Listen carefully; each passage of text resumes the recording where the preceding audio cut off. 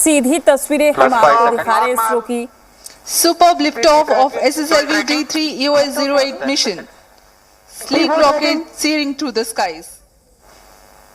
जी हाँ, यह सफलतापूर्वक उत्थापन SSLV D3 लॉन्च व्हीकल का,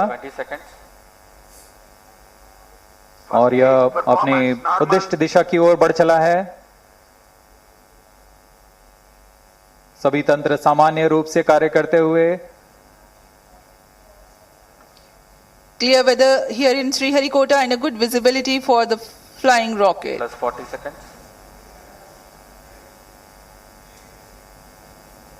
यह तीसरी उड़ान SSLV की अपनी विश्वसनीयता सिद्ध करते हुए यह प्रमोचन यान निकल चला है अपनी उद्देश्य कक्षा की ओर। The action time of SS1 is 115 seconds. Flex nozzle for pitch and yaw steering.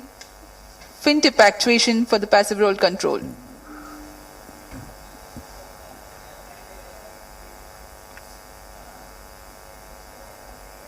First stage performance normal.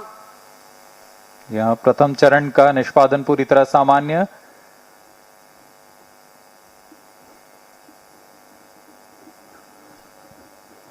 इसका कार्यकाल लगभग 115 सेकंड का होगा।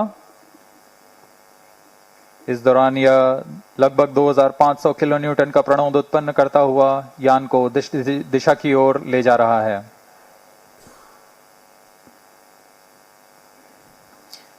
An altitude of close to 68 kilometers in 114 seconds.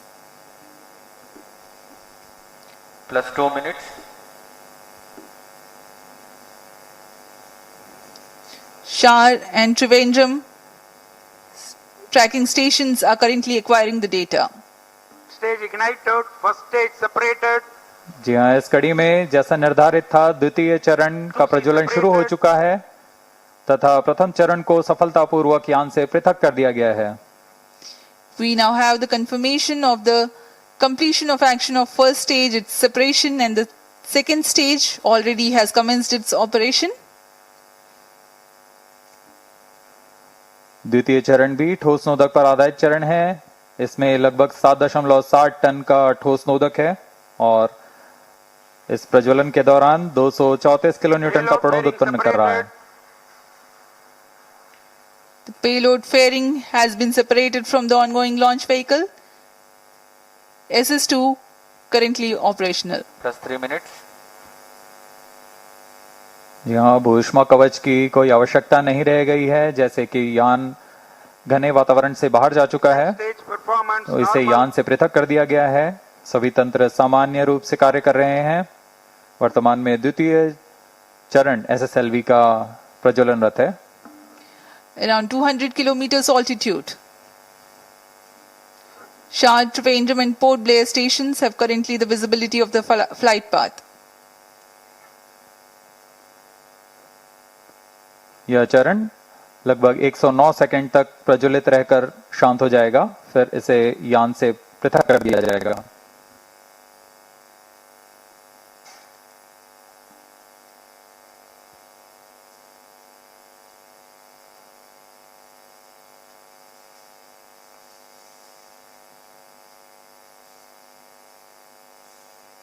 Plus 4 minutes.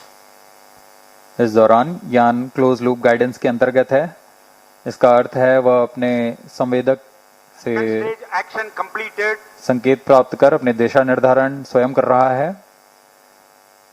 अब SS2 का कार्यकाल समाप्त हो चुका है, वह बंद हो चुका है।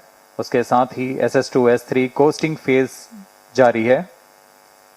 यह कोस्टिंग फेज लगभग 163 सेकंड तक जारी रहेगा। Vehicle is in combined hosting and performance is normal. The second stage SS2 has completed its operation, but presently still with the ongoing rocket and combined coasting is in progress. दर्शक दीर्घा में यह साफ दिखाई दे रहा है, उन्होंने भरपूर आनंद लिया है प्रमोशन का। Plus 5 minutes. SS2 SS3 का कोस्टिंग फेज जारी है। इस दौरान आपको उपग्रह के बारे में संक्षिप्त विवरण देते हैं। EOS 8 नवीनतम उपग्रह की दिशा में एक महत्वपूर्ण प्रगति का प्रदर्शन करने जा रहा है। इसमें संचार, बेसबैंड भंडार और पोजीशनिंग जैसे इलेक्ट्रॉनिक पैकेज को एकीकृत कर एवियोनिक सिस्टम तैयार किया गया है, Vehicle performance normal. जिससे यह बहुउद्देशीय एकल और सक्षम यूनिट बन गया है। इसमें कमर्शियल ऑफ द शेल्फ घटकों का इस्तेमाल कर कोल्ड रिडंडेंट सिस्टम तैयार किया गया है। इसके अलावा इसके स्ट्रक्चरल पैनल में ही इलेक्ट्रॉनिक सर्किट बोर्ड अंतर्निहित किया गया है। इसके अलावा इसमें battery, dual gimbal antenna, phased array antenna और लचीला सोलर पैनल लगाया गया है।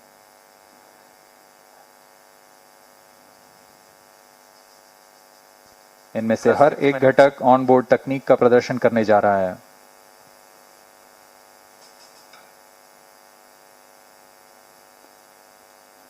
EOS 8 उपग्रह के 3 मुख्य नितभार हैं: electro optical infrared payload, global navigation satellite system और सिलिकॉन कार्बाइड पैरामैग्नी डोजीमीटर।